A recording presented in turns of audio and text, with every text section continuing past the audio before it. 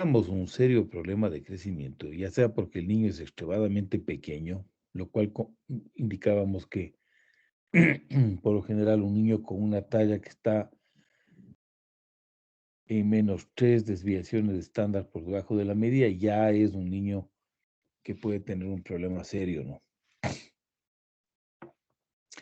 Entonces, ahí nos tenemos que plantear un diagnóstico diferencial y uno de ellos es una posible deficiencia de hormona de crecimiento. Entonces, ahí tenemos que considerar lo que estamos comentando en este momento, ¿no? La deficiencia de hormona de crecimiento, ¿no es cierto?, se puede diagnosticar a través de estímulos provocativos. Fíjense, esta es la primera vez en la que ya estamos viendo que lo que conversamos en la primera clase, que en endocrinología, en algunos casos, ¿no es cierto?, los niveles basales de la hormona que estamos midiendo no nos son útiles para el diagnóstico, ¿no es cierto? En este caso, una hormona de crecimiento tomada al azar en ayunas no es útil porque sabemos que la mayoría de niños tienen normalmente niveles bajitos. Entonces necesitamos un estímulo provocativo. Y hay varios, varias pruebas provocativas, pero en todas ellas, después de aplicar el estímulo provocativo, digan ustedes, por ejemplo, una hipoglucemia insulínica, nosotros tenemos que ver si los niveles de GH pasan de 7 nanogramos por mililitro. Este es un criterio más o menos ampliamente aceptado, ¿no?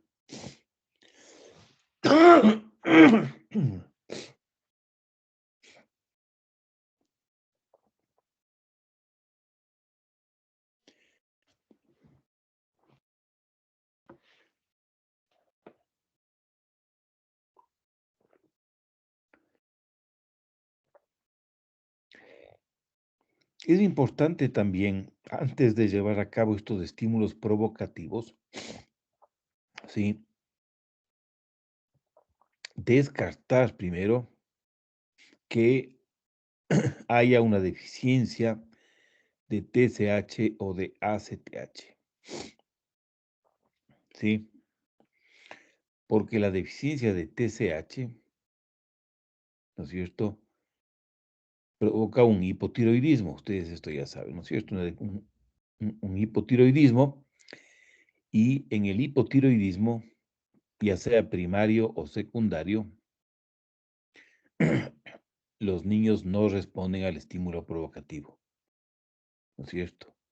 Entonces, aquí puede haber un test falso positivo si es que el niño tiene una deficiencia de TSH.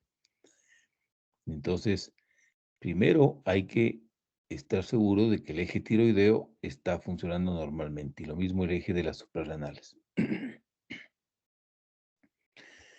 Y una cosa interesante, fíjense, al comienzo hubo mucha expectativa sobre la posible utilidad de los niveles séricos de IGF-1. Al fin y al cabo, IGF-1 esta es una hormona que se produce en respuesta a la hormona de crecimiento.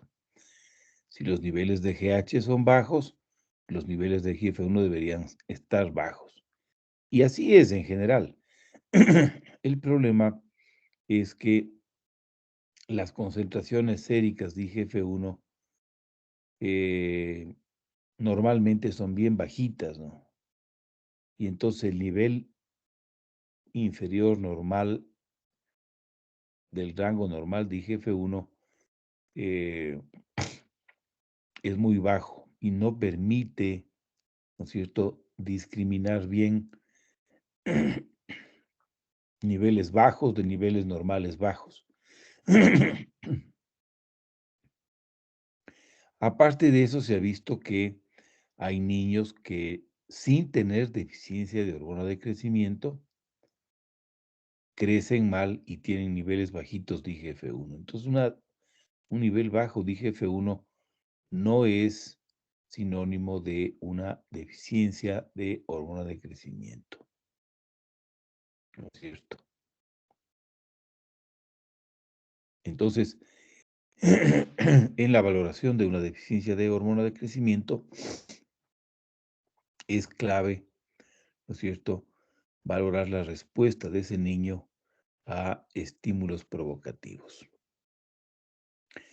Y una vez que se demuestra que el niño tiene una deficiencia de hormona de crecimiento porque no pasó los estímulos provocativos, entonces es imperativo realizar una resonancia magnética de la hipófisis, ¿no es cierto? Porque podría haber un tumor, que es la causa más frecuente de una deficiencia de hormona de crecimiento durante la infancia, ¿no es cierto? Y si es que la resonancia magnética es negativa, es decir, es normal, entonces se puede pensar en hacer estudios moleculares. Recuérdese en la diapositiva que vimos en la clase pasada, en la que indicábamos que hay numerosos mutaciones genéticas que se conocen actualmente, no solamente en el receptor de hormona de crecimiento, sino también en las proteínas que hacen de señalización intracelular, ¿sí? Y también en muchos factores de transcripción que son importantes para la diferenciación de la hipófisis. Y también se ha descrito, como vimos, una mutación en el receptor de GHRH. Es decir, cada vez más eh, en centros altamente especializados ya es una rutina estudiar a los niños con deficiencia de GH que tienen una resonancia magnética normal, estudios moleculares, ¿no? Para establecer con precisión la causa. Y existen varias pruebas de, como decíamos, estímulos provocativos, ¿no? Existen unos, unas pruebas de tamizaje que se llaman, es decir, que son pruebas poco invasivas, son relativamente simples de hacer, ¿no es cierto? Y que si es que el niño pasa estas pruebas, entonces se puede descartar con seguridad una deficiencia de IGF-1. Fíjense en cómo también se puede llamar deficiencia de IGF-1 por la razón que ya comentamos en la clase pasada, ¿no? Este es el eje GH-IGF-1, ¿no es cierto? Una deficiencia de GH provoca deficiencia de IGF-1. Entre estas pruebas de tamización no invasivas rápidas está la clonidina. Esta es la que podemos hacer aquí nosotros en el país, ¿sí? La clonidina es un antihipertensivo. Los laboratorios están familiarizados con esta prueba. Al niño le dan una dosis por kilogramo de peso de este medicamento y la respuesta normal es una elevación de GH. Si un niño pasa la prueba de la clonidina, es decir, en algún momento se toman muestras a los 0 minutos, 30, 60, 90, 120, y si en cualquiera de esos puntos los niveles de GH son mayores a 7, se descarta que el niño tenga una deficiencia de IGF-1. Se puede hacer también la prueba de ejercicio, aproximadamente, dispénseme un segundo.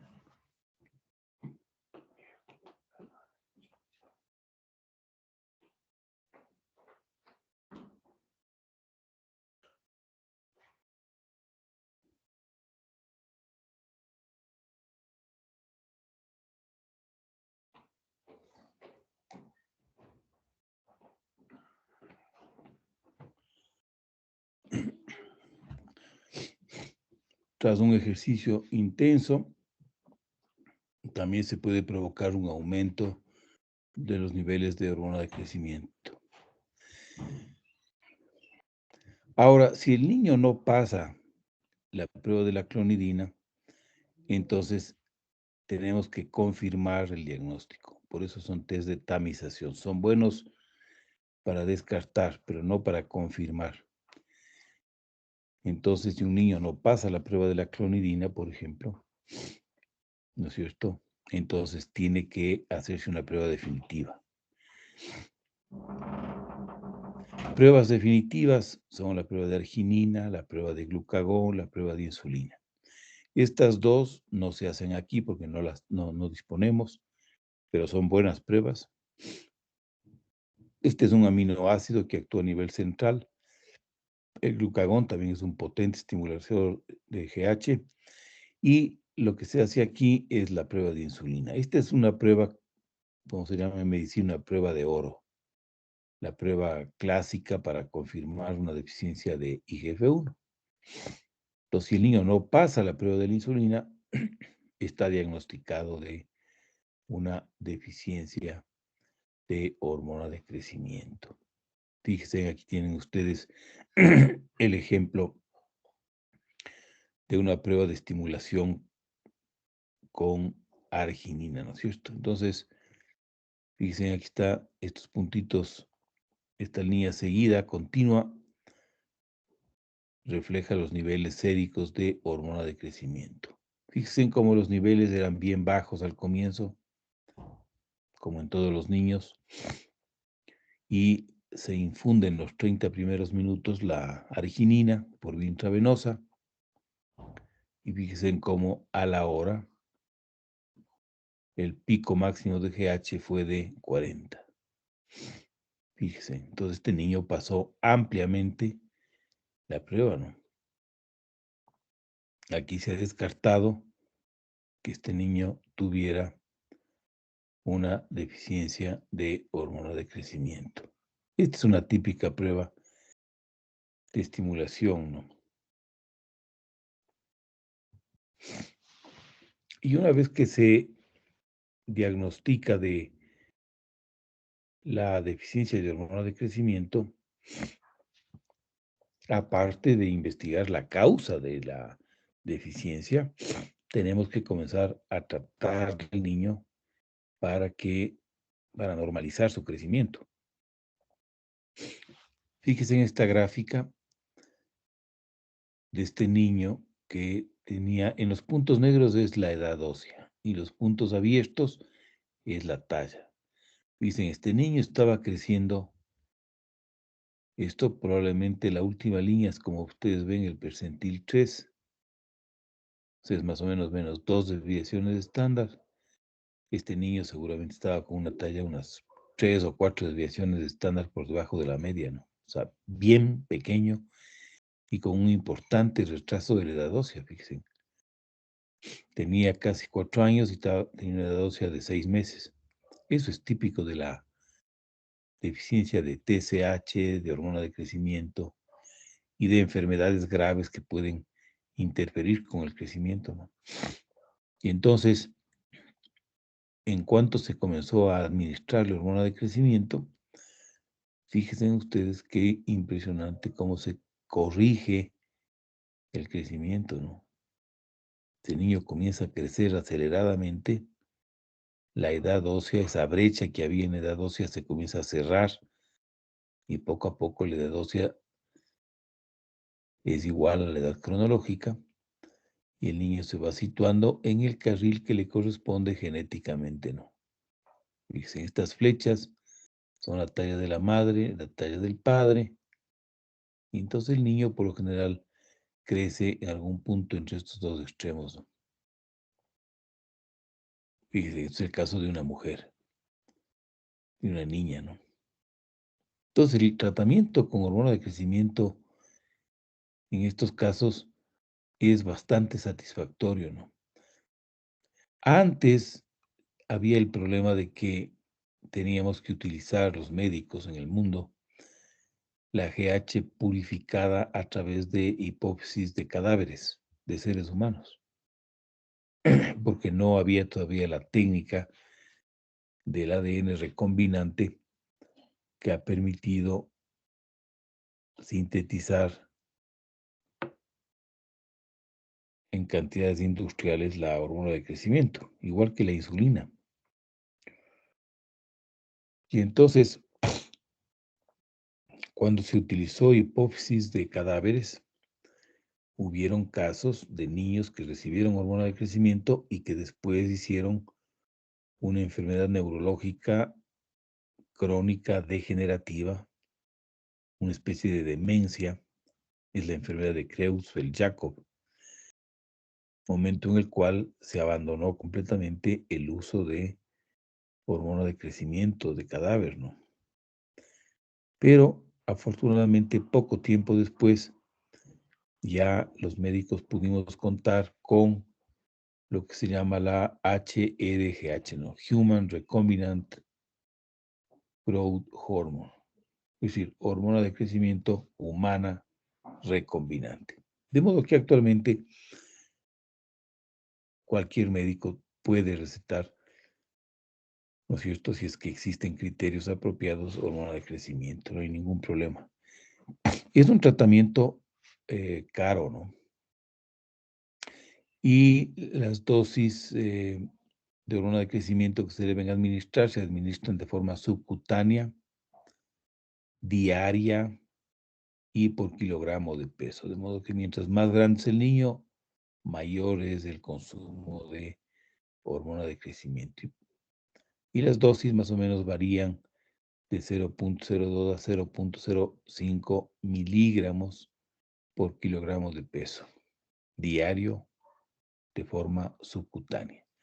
Y el tratamiento por lo general se administra hasta que el niño deja de crecer o la edad ósea es ya la de una persona adulta, es decir, más o menos hasta los 15 años en mujeres y 17 años en varones.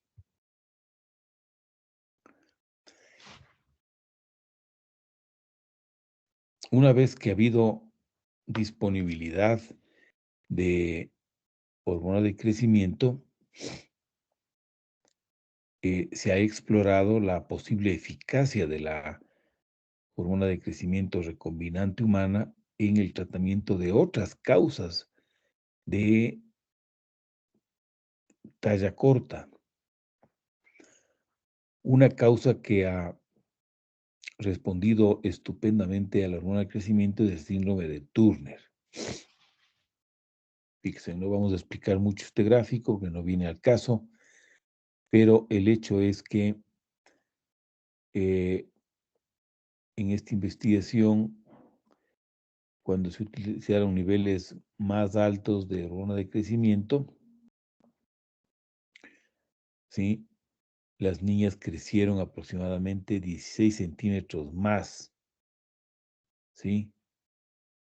De lo que se esperaba que crecieran sin ninguna intervención. Entonces, las niñas con síndrome de Turner, que sin tratamiento rara vez pasan de 1,45 m, si el tratamiento comenzaba lo suficientemente temprano, las niñas con síndrome de Turner pueden acabar con una talla adulta bastante normal, ¿no? Entonces, la hormona de crecimiento está indicada en el síndrome de Turner, ¿no? ¿Y cuáles son actualmente indicaciones autorizadas de hormona de crecimiento? Aparte, claro está, de la deficiencia de hormona de crecimiento, que es lo que estamos hablando ahora. Pues existen algunas enfermedades en las que la hormona de crecimiento ha demostrado ser eficaz y está utilizada, está indicada su utilización. El segundo es el síndrome de Turner.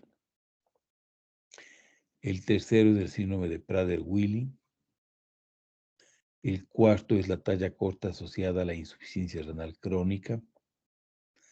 El quinto es la talla corta asociada al retraso de crecimiento intrauterino. Y la sexta es la talla corta idiopática en los Estados Unidos.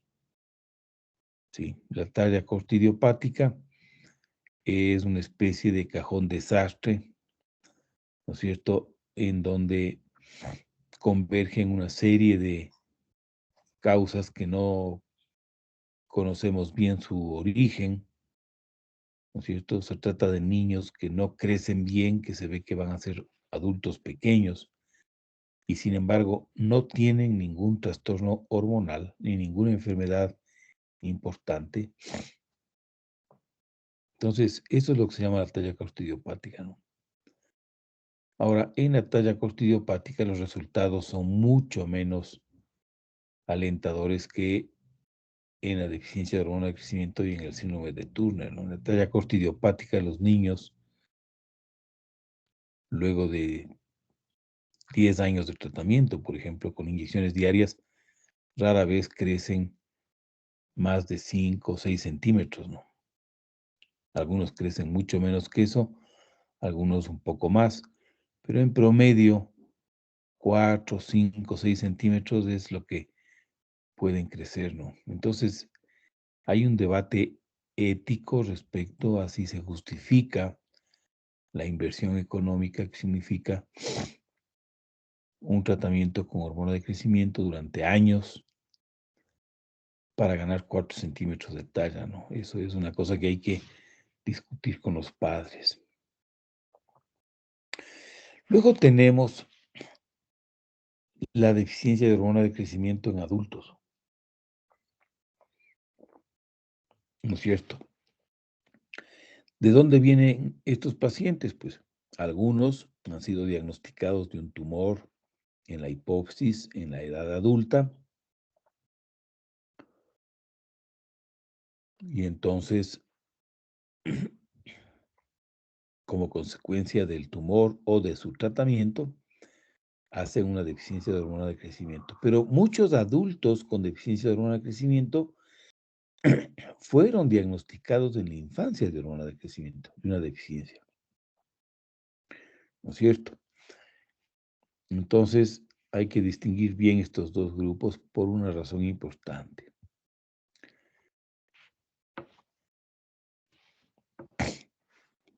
Fíjense, como ya comentamos al comienzo, eh, la deficiencia de GH en el adulto está usualmente causado por un daño adquirido en el hipotálamo o en la pituitaria, como acabamos de ver. Acuérdense en que el orden que curiosamente se ha descrito en estos casos en los que hay un tumor a nivel de la hipófisis, el orden en el que suelen perderse las diferentes hormonas es este, ¿no? Primero desaparece GH, después se afectan las gonadotropinas, después TSH y finalmente ACTH, es la que con menos frecuencia se afecta, ¿no? Entonces la deficiencia de GH en los daños adquiridos no es rara, ¿no? Entonces fíjense, aquí hay un punto importante, ¿no? Los adultos que fueron diagnosticados de deficiencia de GH en la infancia deben ser reevaluados para confirmar el diagnóstico. Fíjese, aproximadamente un 20% de adultos no confirman el diagnóstico y como consecuencia no necesitan seguir tomando o inyectándose la hormona de crecimiento. Este es un punto importante. ¿Cuáles serían las indicaciones para evaluar una posible deficiencia de GH en un adulto? Pues estas son las indicaciones, ¿no? La primera es un adulto que se ha sometido a una cirugía de la hipófisis, la presencia de un tumor en la hipófisis o en el hipotálamo, una historia de irradiación craneal. Ya hemos visto que esta historia de irradiación craneal es una causa frecuente de hipopituitarismo, en presencia de una evidencia radiológica de una lesión pituitaria, ¿sí? Y en el caso de deficiencia de GH en la infancia, ¿no es cierto? Estas son, digamos, las razones por las que se debe valorar una posible deficiencia de GH en los adultos.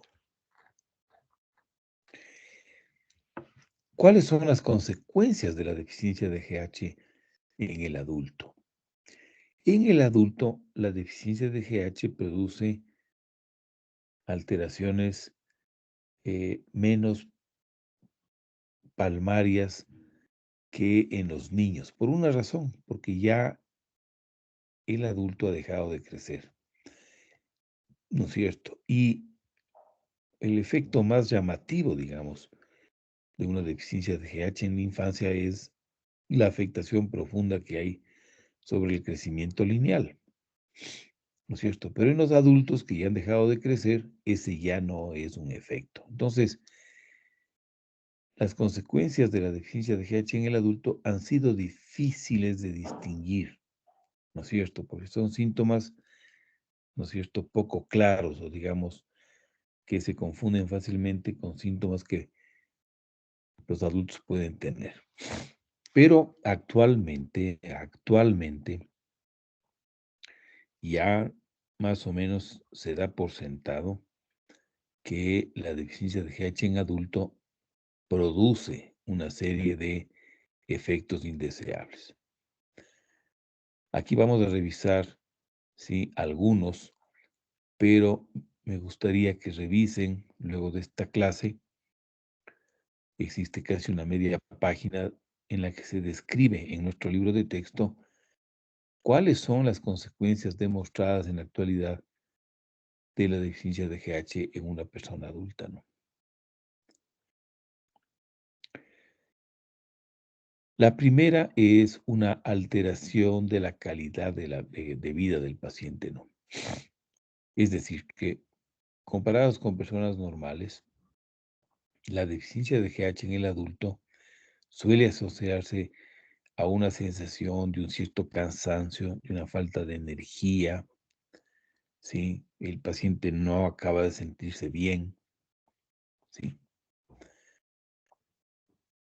Hay un cambio en la composición corporal que esencialmente se refleja en un aumento del porcentaje del tejido adiposo corporal debido al efecto lipolítico que tiene la hormona de crecimiento. Su ausencia es evidente en los pacientes adultos. Son pacientes que tienen mucha dificultad para bajar de peso y para deshacerse del exceso de tejido adiposo. Se han descrito también una reducción de la capacidad para el ejercicio, ¿sí? Y se ha visto también que los adultos con deficiencia de GH suelen tener más factores de riesgo cardiovascular que los que no tienen deficiencia. Por ejemplo, un factor de riesgo cardiovascular que es muy frecuente en pacientes con deficiencia de GH es una disminución de la HDL, de la lipoproteína de alta densidad, que es un factor de protección coronaria, ¿no es cierto? Y finalmente, hay estudios, y esto es algo que está todavía por confirmarse, hay estudios que han sugerido que la mortalidad cardiovascular en adultos con deficiencia de GH es 3 veces más alta que la que se ve en personas que no tienen esta deficiencia. Lo que esto nos quiere decir es que no porque el adulto ya no crezca, la deficiencia de GH no se debe tratar en los adultos. Todo lo contrario, la investigación clínica de los últimos 20 años ha llegado a la conclusión de que es más bien importante corregir la deficiencia de GH en el adulto, porque hay ya evidencias de que produce un impacto en la salud de las personas. En los adultos también hay que hacer un diagnóstico, ¿no es cierto? Y para esto también se utiliza las pruebas de estimulación, Aquí les traigo yo un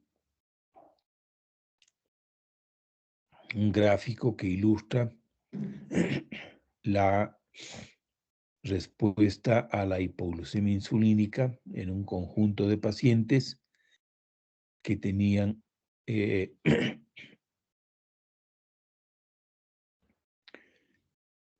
unas deficiencias de varias hormonas pituitarias, ¿no?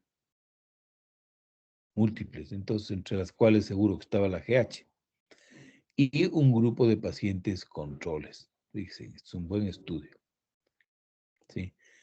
Entonces aquí se inyecta una dosis fija de insulina y se comienzan a tomar muestras del momento en el que la glucosa baja por debajo de 40 miligramos por decilitro.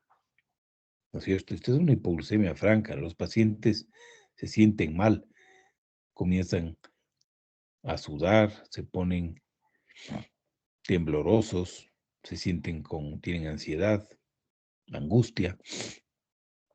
Es una prueba invasiva que, como vamos a ver, tiene contraindicaciones. Entonces, fíjese, en la mayoría de adultos tuvieron una GH sérica mayor a 5, ¿no? De pacientes normales. Fíjese en la respuesta de los pacientes adultos que tienen una deficiencia de hormona de crecimiento. La respuesta es plana, ¿no? O sea, nadie pasa de 5, fíjese. Entonces, esta es una buena prueba en adultos para el diagnóstico, ¿no? Y una vez diagnosticado, esa deficiencia tiene que tratarse, ¿no? Las dosis en adulto son más o menos de 0,1 a 0,2 miligramos por día por vía subcutánea, ¿no es cierto? Hasta un máximo de 1,25 miligramos diarios. Entonces uno comienza con dosis bajitas y va monitorizando los niveles de IGF-1 para mantenerlos en la mitad del rango normal para la edad y sexo, ¿no? De forma que el paciente no reciba ni poco ni mucho tampoco, ¿no? ¿Cuáles son las contraindicaciones de la hormona de crecimiento en el adulto? Que el paciente tenga una neoplasia activa, ¿no es cierto? Que tenga hipertensión intracraneal o que tenga una diabetes mellitus mal controlada y retinopatía. Sí, estas son 3 grandes contraindicaciones. Son raras, afortunadamente, ¿no? Pero si se presentan hay que ponerles atención, ¿no? ¿Cuáles son los beneficios que se observan al corregir la deficiencia de GH en el adulto? Pues hay un aumento de la masa corporal magra, es decir, de la masa muscular. Hay una disminución de la masa corporal grasa. Se observa un aumento de las HDLs. Hay una mejora de la densidad mineral ósea. Hay una mejoría en la calidad de vida. Y es posible que mejore la tasa de mortalidad que habíamos comentado. Estos son temas que se están estudiando.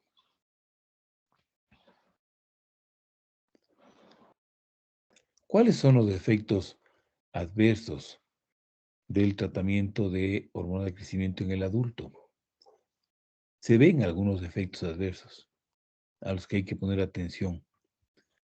Por ejemplo, un 30% de pacientes pueden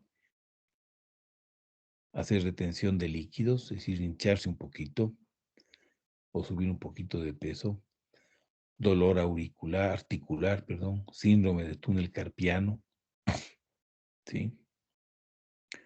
Un 40% de pacientes han descrito mialgias y parestesias, ¿sí?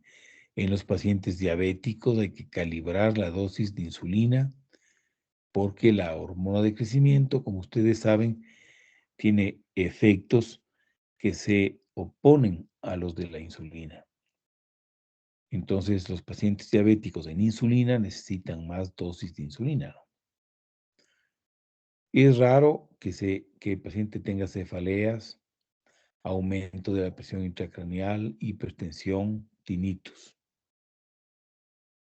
¿sí? Y esto es interesante, fíjense. Parece que la corrección de la deficiencia de GH en el adulto no produce, ¿no es cierto?, una recidiva de un tumor pituitario, ¿sí?, u otros tumores, ¿no es cierto? Por eso, la contraindicación que acabamos de ver señalaba que la GH no se debería administrar en pacientes que tienen tumores o neoplasias activas, ¿no? Activas. Pero pacientes que tienen un tumor y están curados, no es una razón no darles hormona a pacientes que hayan tenido un tumor que está ya en remisión completa, ¿no? Igual, fíjese, un paciente que ha sido operado de un tumor de la hipófisis, si el paciente está bien, pues la corrección de la deficiencia no es una razón para no administrar hormona de crecimiento, ¿no? Muy bien, esto es lo que se puede señalar respecto a la deficiencia de GH en el adulto. Vamos a pasar ahora a considerar otra deficiencia, que es la deficiencia de ACTH, que como comentábamos hace un segundo, en pacientes que tienen una lesión a nivel del hipófisis o del hipotálamo, es una de las últimas deficiencias que se observan cuando hay tumores. Cuando hay una deficiencia de ACTH, se produce una insuficiencia suprarrenal secundaria, ¿no es cierto? O central, ¿cierto? Para distinguir de la insuficiencia suprarrenal primaria, es decir, por un daño a nivel de la suprarrenal. Eso veremos en el capítulo de suprarrenales, de enfermedades de las glándulas suprarrenales. Ahora vamos a ver qué pasa cuando hay una deficiencia de ACTH. En otras palabras, qué pasa cuando hay una insuficiencia suprarrenal secundaria. Entonces, estos pacientes suelen presentar cansancio, debilidad, pérdida del apetito, náusea y vómito, pérdida de peso, tendencia a la hipoglucemia.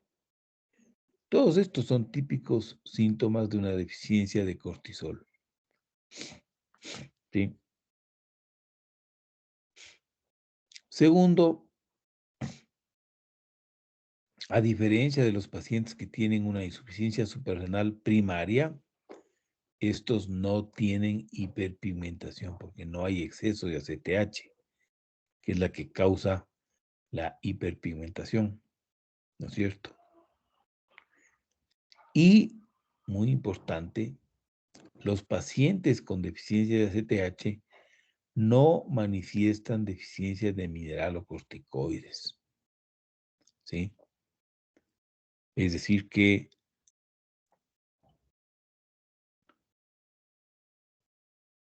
por lo general el potasio se mantiene normal y no suele haber tendencia a la presión arterial baja, ¿sí?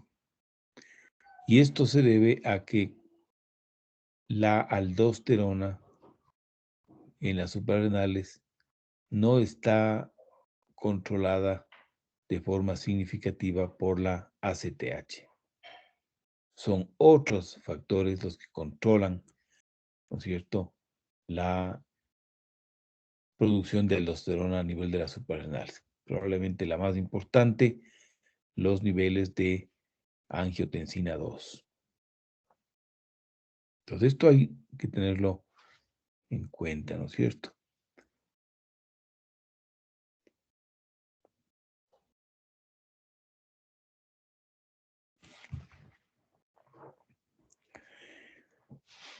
Hay dos tipos de escenarios en los que se puede producir una deficiencia de ACTH. Esto es una cosa que me gustaría que pongan atención. Hay dos escenarios en los que se puede observar deficiencia de ACTH. La primera es la deficiencia combinada con otras hormonas pituitarias, ¿no es cierto? Sí, la deficiencia de ACTH en el contexto de un hipopituitarismo, como consecuencia de los defectos de masa de tumores pituitarios o masas celares. Ese es un escenario en los que podemos ver la deficiencia de ACTH. Pero también podemos ver pacientes con una deficiencia aislada de ACTH. Dice, una deficiencia aislada de ACTH. ¿No es cierto? Y entonces, esto se ve en escenarios completamente distintos que no tienen nada que ver con los defectos de masa de tumores a ese nivel. Dos tipos de pacientes pueden tener una deficiencia aislada de ACTH. La primera es pacientes que han sido tratados o están siendo tratados con dosis farmacológicas de glucocorticoides, ¿no es cierto? Que suprimen el eje hipotálamo pituitario adrenal. Es decir, las células que producen ACTH, cuando un paciente recibe dosis farmacológicas de glucocorticoides, se suprimen, ¿no es cierto? Y se demoran en despertarse. Entonces, si hay una supresión brusca de tratamiento, el paciente va a hacer una deficiencia aislada de ACTH con todos los síntomas característicos. ¿Por qué? Porque el eje está suprimido. Y el eje se despierta, puede demorarse meses, varios meses muchas veces, en normalizarse el eje hipotálamo pituitario adrenal, ¿no es cierto? Entonces, nunca hay que suspender bruscamente la administración de glucocorticoides en pacientes que han estado tomando dosis farmacológicas, ¿no? Es decir, que si hay alguna razón para bajar la dosis de glucocorticoides, deberíamos llegar a administrarles a los pacientes, ¿no es cierto?, dosis de mantenimiento no farmacológicas. Es decir, darles las dosis que una persona normal necesita diariamente, ¿no es cierto? Esas serían las dosis no farmacológicas, que como ya veremos, en el caso del cortisol o de la hidrocortisona, que es lo mismo, son más o menos 20-25 miligramos diarios. O si es prednisona, probablemente unos 5 miligramos diarios sean dosis no farmacológicas, ¿no es cierto? Pero nunca podemos quitarles completamente el tratamiento, ¿no es cierto?, a estos pacientes, porque van a hacer una deficiencia aislada de CTH. Y otro grupo de pacientes en los que se produce una deficiencia aislada de CTH es luego de cirugía de un adenoma pituitario productor de ACTH, o sea, luego de una enfermedad de Cushing. Aquí no, pasa igual, ¿no es cierto? El tumor pituitario produce ACTH, esto produce un exceso de cortisol y ese exceso de cortisol suprime el eje hipotálamo pituitario adrenal, ¿no es cierto? O sea, suprime a todas las células normales que producen ACTH. Entonces, si la cirugía es exitosa y se saca completamente el adenoma pituitario, ¿sí?, el paciente va a hacer una insuficiencia suprarrenal secundaria, ¿no?, por una deficiencia aislada de ACTH, ¿no es cierto? Porque las células normales están suprimidas y se van a demorar en despertarse meses.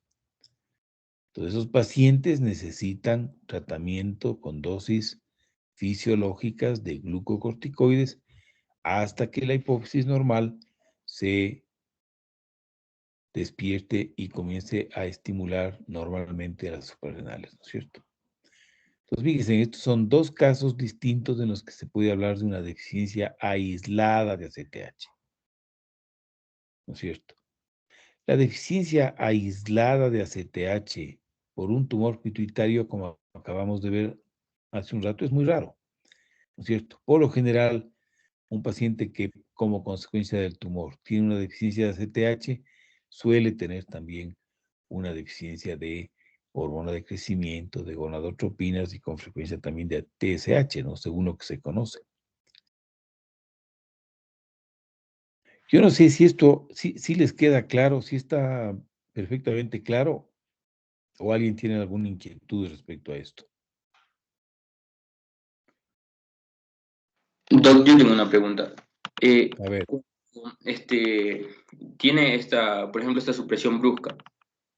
Al ajá, dar los glucocorticoides, como usted mencionó, en dosis no farmacológicas, sí. es suficiente para que el eje vuelva a su estado normal. Bueno, el eje se va a demorar años, no, se va a demorar meses en despertarse, ¿no? Pero lógicamente las dosis no farmacológicas van a favorecer que el eje se vaya reactivando, ¿no? Porque ya no son dosis muy altas de glucocorticoides. Entonces, en estos pacientes lo que se hace es dejarles con dosis no farmacológicas, dosis fisiológicas, digamos, de glucocorticoides, y cada cierto tiempo, ¿no es cierto?, se les va evaluando para ver si es que hay evidencias de que el eje ya se está prendiendo por su propia cuenta, ¿no? Pero cuando hacemos esto, lo que estamos evitando es que el paciente caiga en una deficiencia aislada de CTH con todos los síntomas que pueden ser muy severos, ¿no? Sí, Doc, pero por ejemplo, ¿qué se hace con la enfermedad de base o el padecimiento que tenga el paciente para que hayan implementado esta supresión brusca? O sea, para que le hayan dado tantos glucocorticoides. ¿Qué pasa con esa otra enfermedad? ¿Se debe cambiar de tratamiento o cómo? Bueno, no, pues es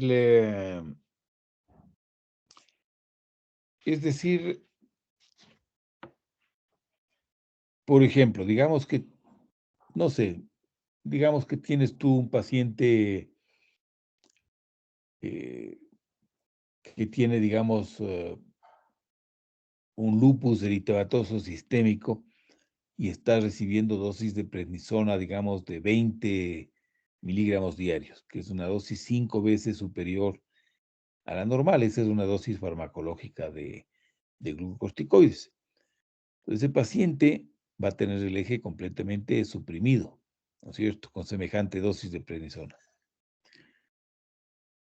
Y entonces, digamos que el paciente tiene que ser operado, eh, en fin, o por alguna razón no puede recibir las dosis farmacológicas de glucocorticoides.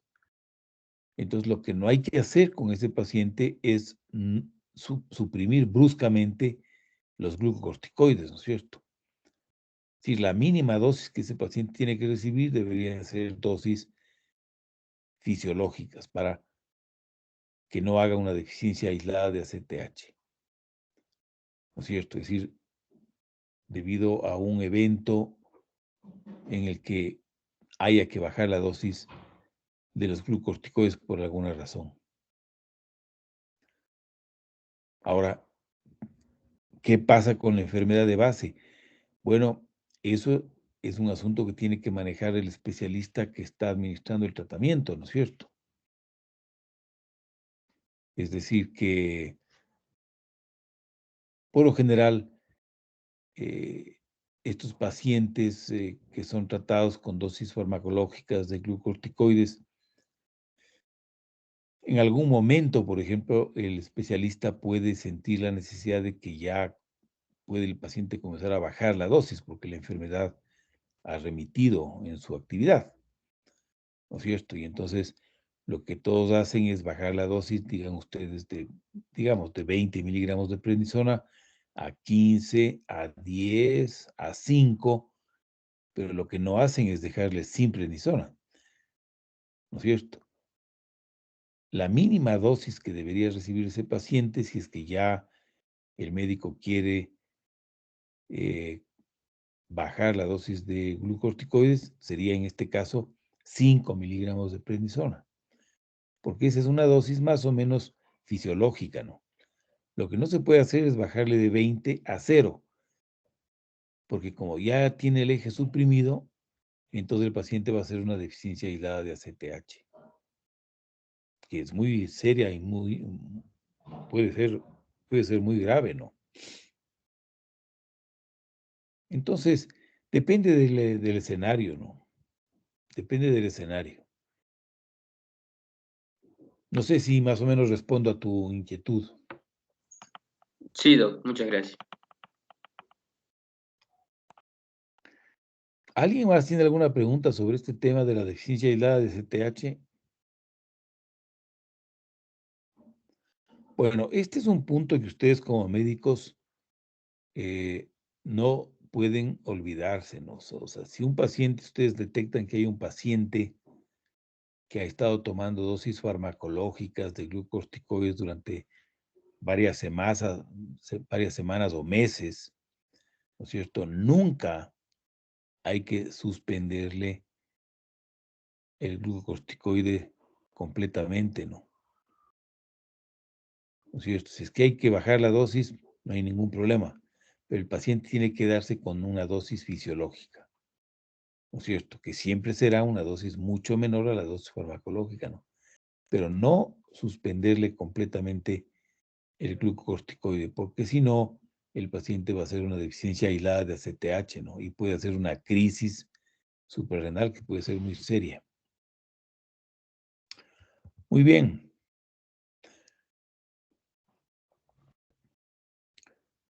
Otro aspecto que es interesante en endocrinología, en la deficiencia de ACTH, es que hay el concepto, y realmente solamente con la ACTH se habla de esto, ¿no? De una deficiencia parcial de ACTH, de una deficiencia parcial de ACTH, ¿no es cierto? Entonces, ¿cómo es esto?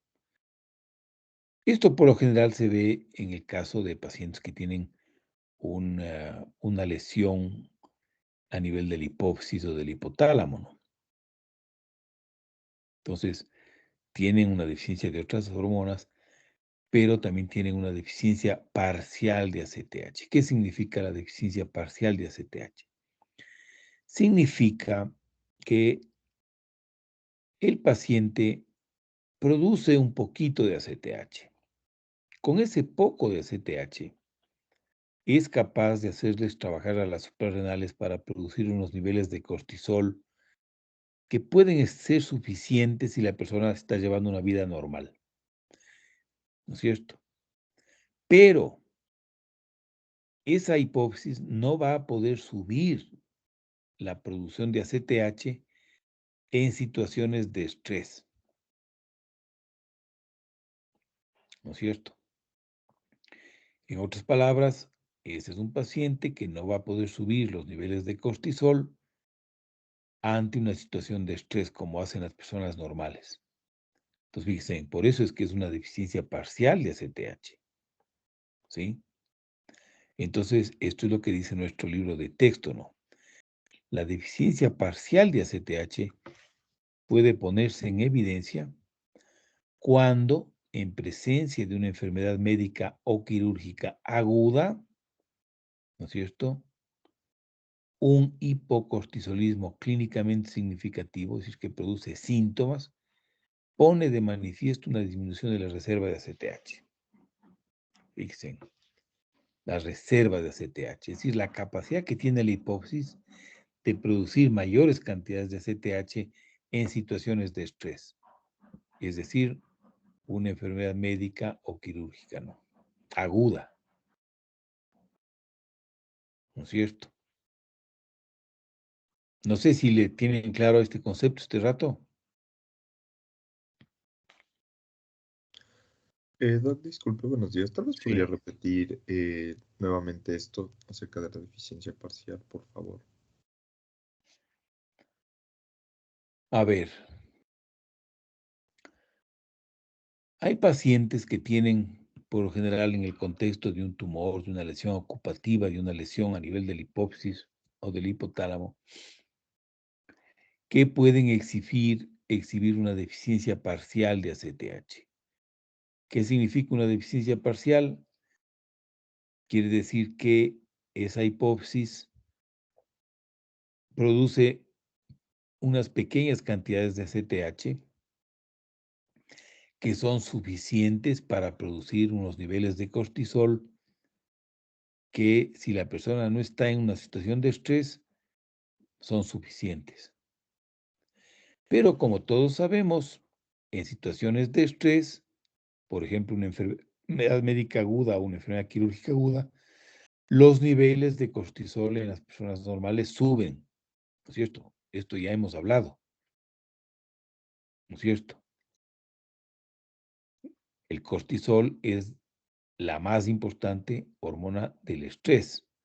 Cuando hay un estrés serio, los niveles séricos de cortisol aumentan 2, 3, 4 veces lo normal, ¿no es cierto? Y esa elevación de cortisol es muy importante para el organismo, le ayuda de diferentes maneras a enfrentar ese estrés médico o quirúrgico, ¿no es cierto? Entonces, ¿qué pasa con estos pacientes?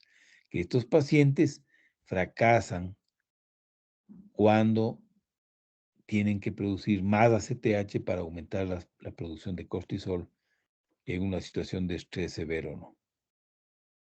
Entonces, los pacientes están asintomáticos, están relativamente bien, ¿no es cierto? Si no hay un estrés importante. Pero si hay una enfermedad médica o quirúrgica aguda, entonces los pacientes no son capaces de producir más ACTH y elevar los niveles de cortisol.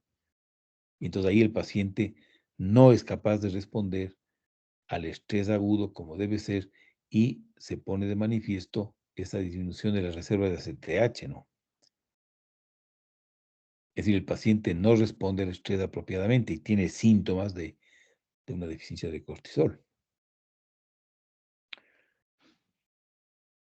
Listo, Doc, muchas gracias.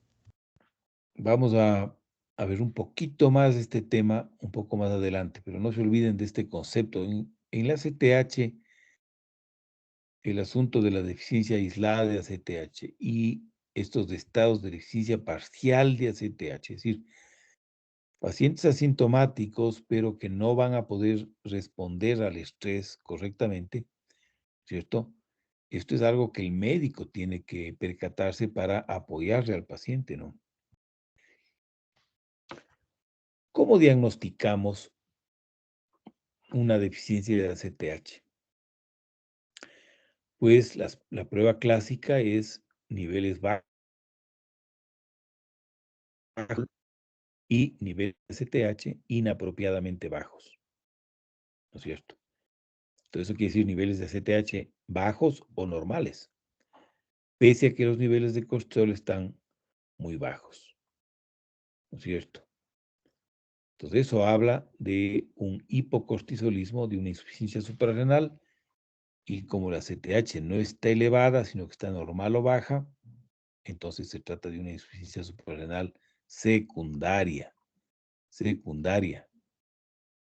Eso ya vimos hace unas 2 clases más o menos.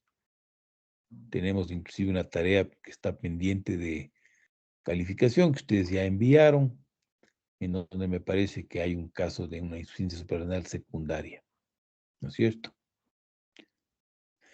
La deficiencia de ACTH, ¿no es cierto?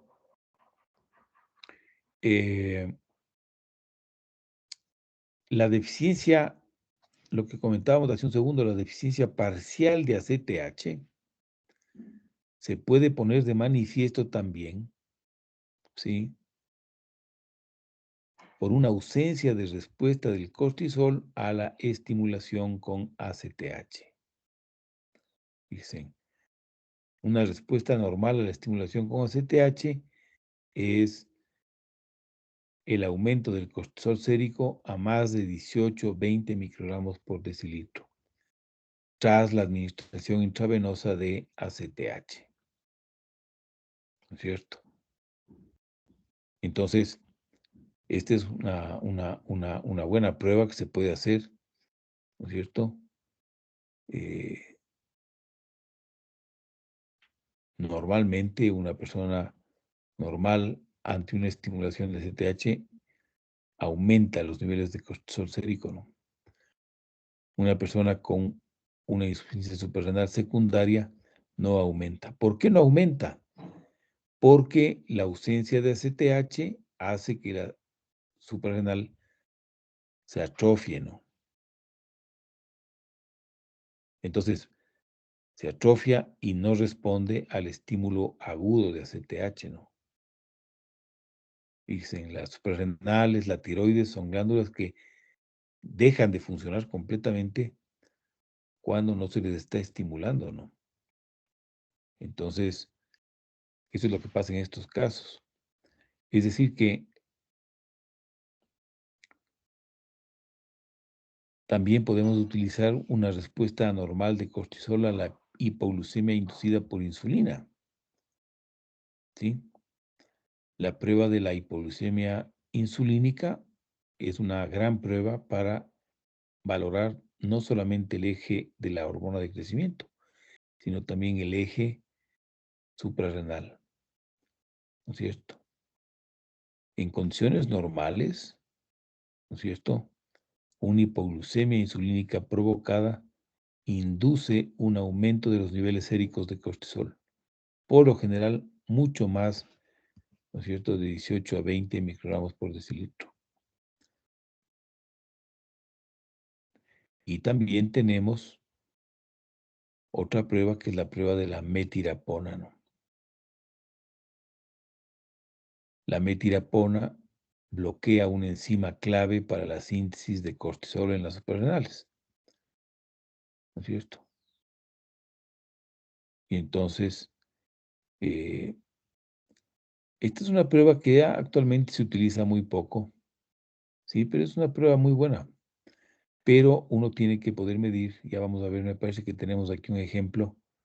Hay que medir dos hormonas, una de las cuales es muy raro que los laboratorios comerciales la midan, ¿no? De modo que con estas tres pruebas nosotros podemos saber que el paciente tiene una insuficiencia suprarrenal secundaria, ¿no? Entonces, fíjense, esto es algo que no está en nuestro libro de texto, pero que les he traído yo porque en endocrinología se utiliza mucho estos valores, ¿no?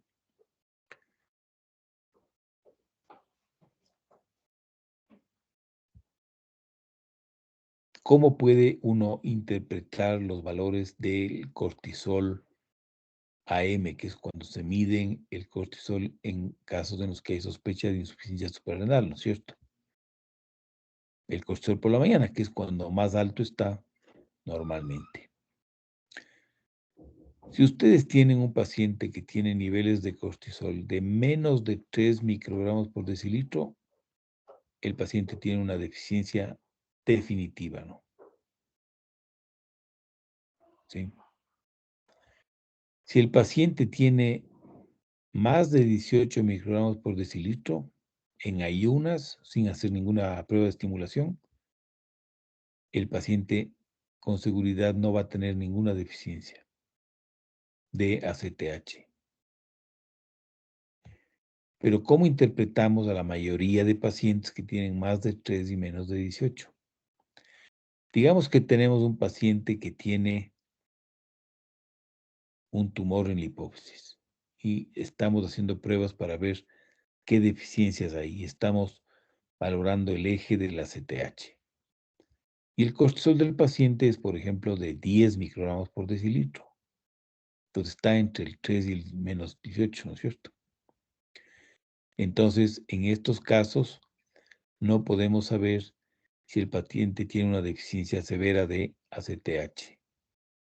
Tiene unos niveles de cortisol, ¿no es cierto?, que están dentro de lo normal. Lo normal, a las 7, 8 de la mañana, los niveles pueden fluctuar, digamos, según el paciente, entre 3 y 25 microgramos por decilitro, ¿no? Entre 5, 6 y 25. Son los niveles de 10, están dentro del rango normal. Pero la pregunta que nos hacemos en el paciente que tiene un tumor en la hipófisis es si con esos 10 nosotros podemos predecir que el paciente va a responder al estrés correctamente, ¿no es cierto? En otras palabras, si ese paciente puede tener una deficiencia parcial de ACTH, ¿no es cierto? Entonces, ahí es cuando las pruebas de hipoglucemia insulínica, la prueba de estimulación con ACTH, nos van a indicar si es que, ¿no es cierto?, el paciente tiene suficiente reserva de ACTH como para reaccionar ante una situación de estrés, ¿no es cierto? Entonces, esto es lo que se llama evaluar la reserva de ACTH con estas pruebas que acabamos de ver, ¿no?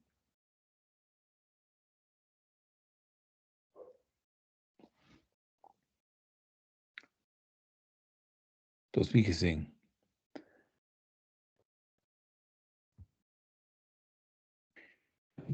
fíjense, vamos a ver esto inclusive por fisiología. Es bien interesante la prueba de la metirapona. ¿Qué hace la prueba de la metirapona? Impide que el 11-deoxicortisol se convierta en cortisol en las suprarrenales. Es un bloqueo muy específico, ¿no es cierto? Entonces, ¿qué pasa cuando damos la metirapona? Que baja el cortisol, y como baja el cortisol, aumenta la CTH, y la CTH estimula estos procesos y se produce una elevación del 11-deoxicortisol. De modo que la respuesta que se mide cuando se administra metirapona es la respuesta de 11-deoxicortisol, los niveles de 11-deoxicortisol. Porque estos niveles reflejan, ¿no es cierto?, lo que pasa con la CTH. Si la CTH aumenta, como debería ser, va a aumentar el 11-deoxicortisol, porque ha habido un aumento de toda esta catarata de efectos. Pero si hay una deficiencia de CTH, entonces, de frente a la bajada de cortisol, los niveles de 11-deoxicortisol no van a cambiar. ¿No es cierto? Fíjense, es una prueba perfecta. Esta es una prueba que mide exactamente qué pasa con la producción de ACTH a nivel hipofisario, ¿no? Entonces, fíjense, aquí tienen ustedes,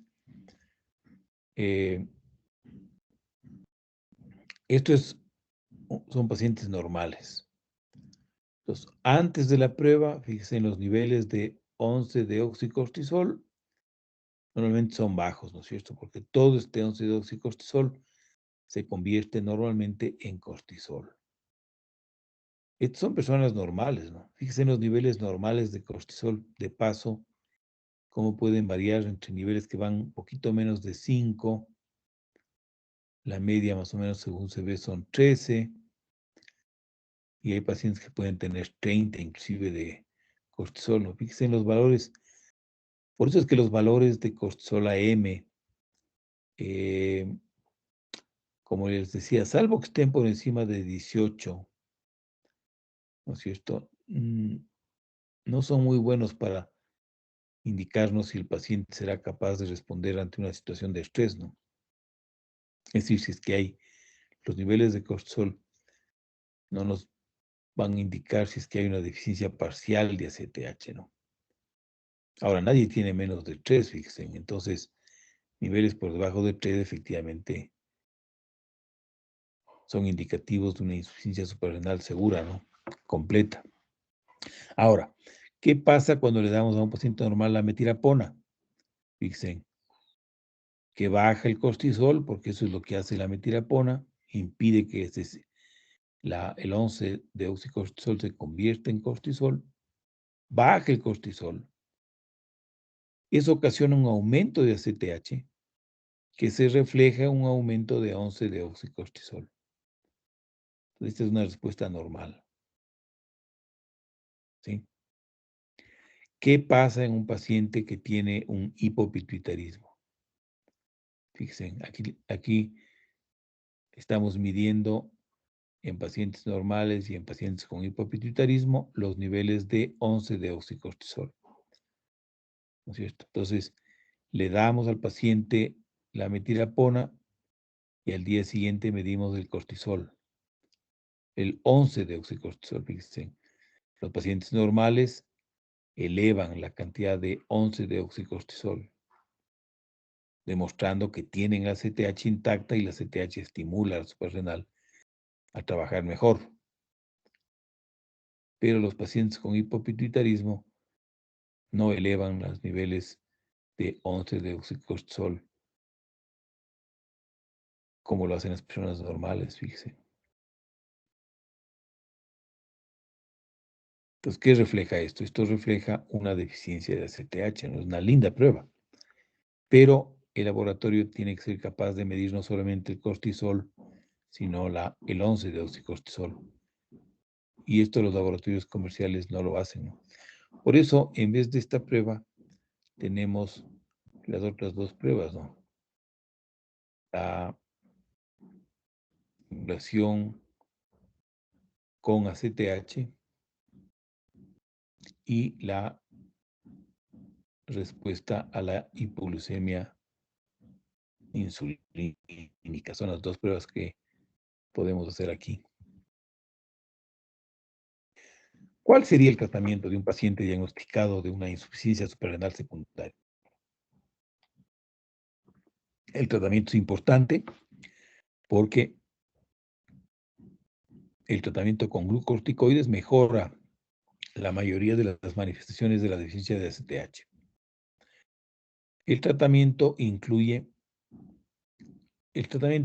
básicamente se orienta a corregir la deficiencia de glucocorticoides. Y básicamente tenemos dos esquemas de tratamiento. Podemos darle al paciente hidrocortisona, que es el cortisol, ¿no es cierto? Pero la hidrocortisona tiene una vida media corta, ¿no es cierto? De no más de 8 horas, y entonces el paciente debe tomar la hidrocortisona en dosis divididas, ¿no es cierto? Entonces, la dosis diaria de hidrocortisona es de 25 miligramos diarios, dividido en 2 o 3 dosis. Y tenemos que tratar de remedar el ritmo circadiano, ¿no es cierto? Entonces, un esquema podría ser darle al paciente, digamos, unos 15 miligramos podría ser a las 7, 8 de la mañana, 5 miligramos a las 2 de la tarde y unos 5 miligramos a las 5 de la tarde, más o menos, ¿no es cierto? Para tratar de remedar el ritmo circadiano. La prednisona tiene una vida media mucho más larga, se puede administrar diariamente, ¿sí? Y la dosis máxima diaria de prednisona son 5 miligramos diarios. Ya hay especialistas que piensan que 5 miligramos en algunos pacientes puede ser una dosis ya farmacológica, ¿no? De modo que no hay cómo pasarse de 5 miligramos en general de prednisona. Y esto es muy importante, ¿no? La dosis diaria debe aumentarse varias veces durante periodos de enfermedad aguda o de estrés físico o emocional, ¿no? Varias veces, o sea, 50, 75 miligramos diarios de hidrocortisona o 10, 15 miligramos de prednisona diarios durante periodos de enfermedad aguda o estrés, porque acuérdense que estos pacientes, ¿no es cierto?, no van a poder responder a las situaciones de estrés, ¿no? Y finalmente tenemos la deficiencia de gonadotropinas. Esta es la forma de presentación más frecuente de hipopituitarismo en adultos, ¿sí? Incluso cuando hay otras deficiencias pituitarias, ¿sí? Es la forma de presentación más frecuente. Ya sabemos que la deficiencia más frecuente es la hormona de crecimiento en adultos, ¿no es cierto? Cuando hay un tumor en la hipófisis. Pero ya veíamos que la deficiencia de hormona de crecimiento no produce síntomas muy patentes, ¿no? Lo que sí pasa con las mujeres es que la deficiencia de gonadotropinas produce amenorrea. Entonces, las mujeres consultan inmediatamente cuando pasa eso, ¿no? Por eso se dice que la deficiencia de gonadotropinas es la forma de presentación clínica más frecuente del hipopituitarismo en adulto.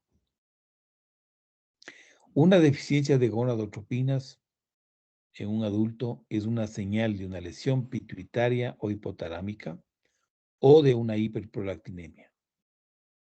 Porque la hiperprolactinemia, como ya vimos en la primera clase, ¿no es cierto?, tiene un efecto inhibidor a nivel del generador de pulsos hipotalámico, a nivel de la hipófisis y también a nivel ovárico, ¿no es cierto?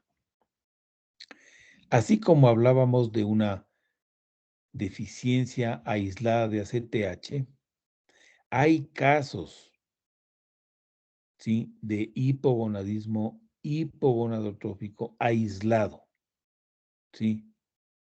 Es decir, cuando el resto de la hipófisis está funcionando perfectamente. Hay casos, ¿sí? Y hay dos tipos de casos.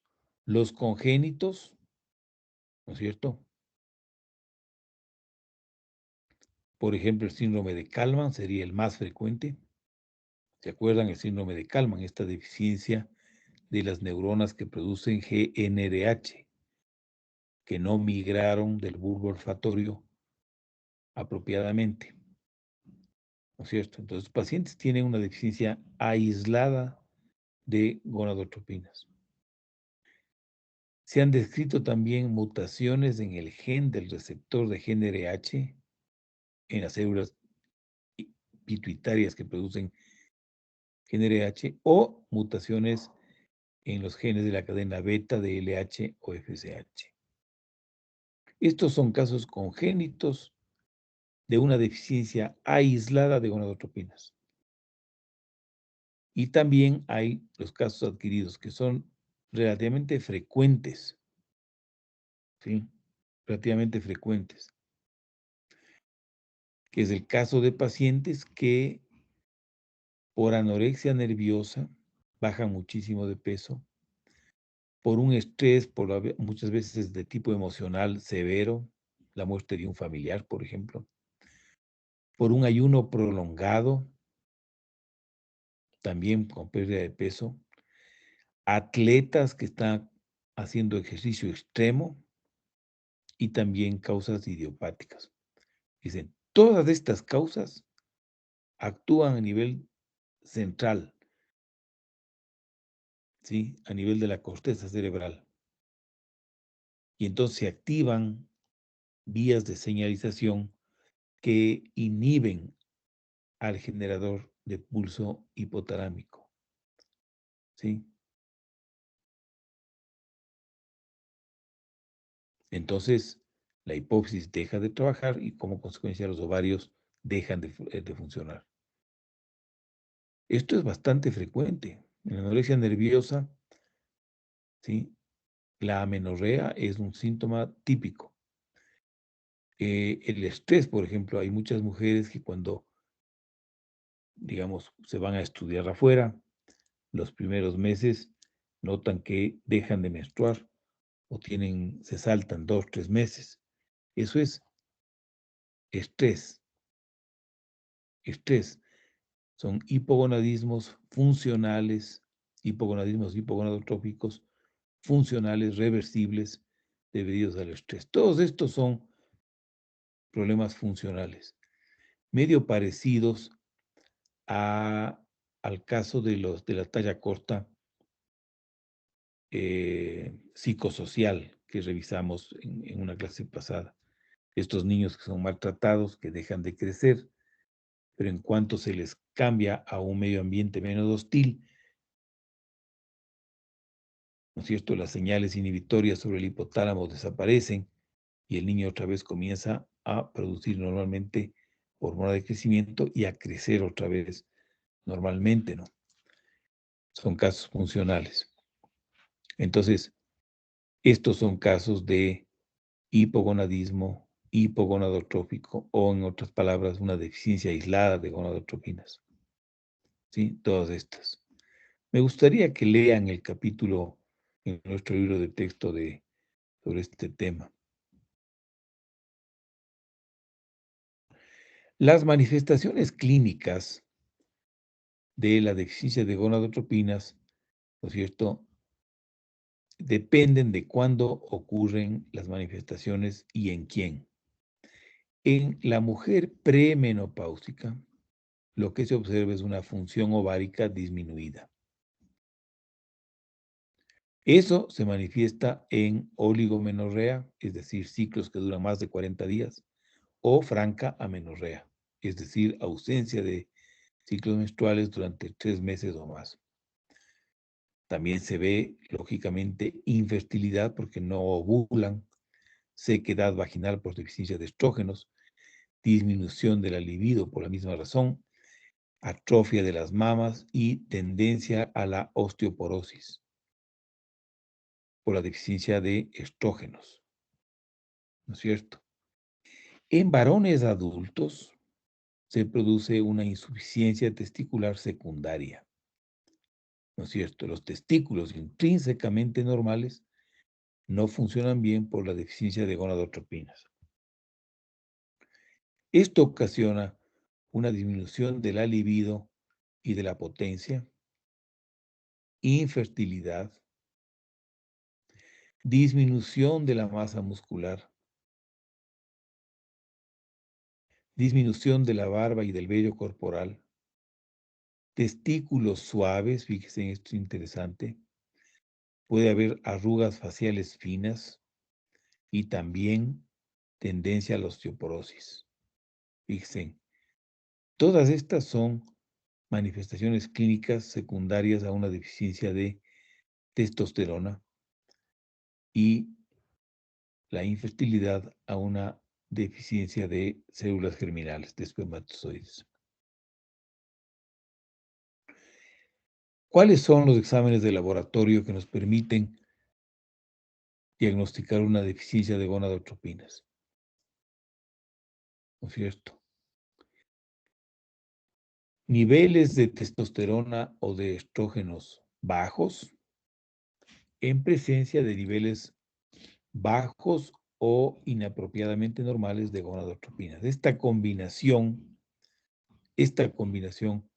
nos indica que hay un hipogonadismo hipogonadotrópico, fíjense, ¿no es cierto? Es decir, un hipogonadismo central.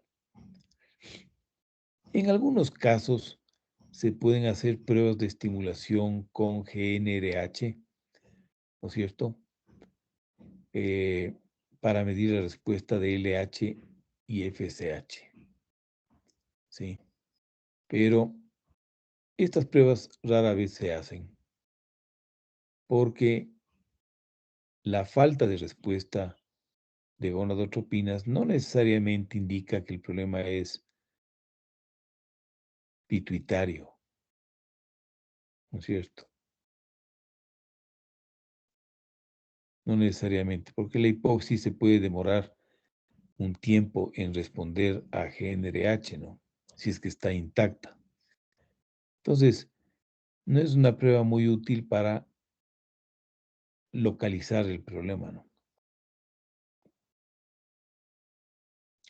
Ahora, en el síndrome de Kallmann, por ejemplo, la estimulación continua con GnRH hace que eventualmente la hipófisis se vaya despertando, se vaya activando y finalmente veamos una respuesta normal, ¿no? Pero inicialmente la respuesta puede ser completamente plana. lo que no indica necesariamente que el paciente tiene una hipófisis comprometida, ¿no? Sino que... Y también cuando hay una deficiencia de gonadotropinas es importante hacer una prueba de una resonancia magnética nuclear, ¿no?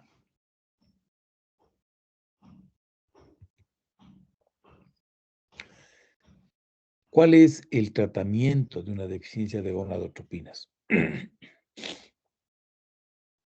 En hombres, el tratamiento para corregir el hipogonadismo es la testosterona, ¿no es cierto? ¿Qué vamos a conseguir? El mantenimiento de los genitales externos, es decir, el vello pubiano, ¿no es cierto? Las erecciones, caracteres sexuales secundarios, comportamiento sexual masculino, efectos anabólicos a nivel muscular y adiposo, ¿no es cierto? Y sobre la masa ósea. Si la testosterona va a corregir todos los efectos de una deficiencia de esta hormona, ¿no es cierto? Y el tratamiento consiste en una inyección intramuscular, ¿no es cierto? Cada 1 a 4 semanas de primotestón de POT, por ejemplo. Este es una forma, un éster de testosterona que se puede administrar a intervalos largos, cada 2, 3, 4 semanas, dependiendo de cada paciente. Pero hay también, este es el enantato de testosterona, ¿no? Y también hay formas de administración diaria como gel de testosterona, ¿no es cierto? Y hay otros tratamientos también que se pueden utilizar. En mujeres debe realizarse un reemplazo cíclico de estrógenos y de progesterona, remedando el ciclo menstrual normal. Con los estrógenos vamos a mantener los caracteres sexuales secundarios y la integridad de la mucosa del tracto genitourinario. ¿Sí? Doc, Sí. Doc, perdón, disculpe que le interrumpa. Lo que pasa es que ya son más o menos las 8:40 y habíamos quedado en las clases hasta las 8:30. Entonces quería saber si ya nos podíamos retirar porque algunos compañeros deben ir a rotar. Ya, sí, ya veo que estamos medio pasados. Sí, podemos hacer eso. Quedemos para Ya, el próximo viernes acabar este tema y comenzar con el próximo viernes vamos a comenzar con el capítulo de síndromes tumorales de la pituitaria anterior, si es que hay alguien que quiera comenzar a adelantarse un poco. Bueno, quedamos en eso. Nos vemos el próximo viernes a las 7 de la mañana. listo, Doc, muchas gracias. Hasta luego. Gracias, Doc. Hasta luego.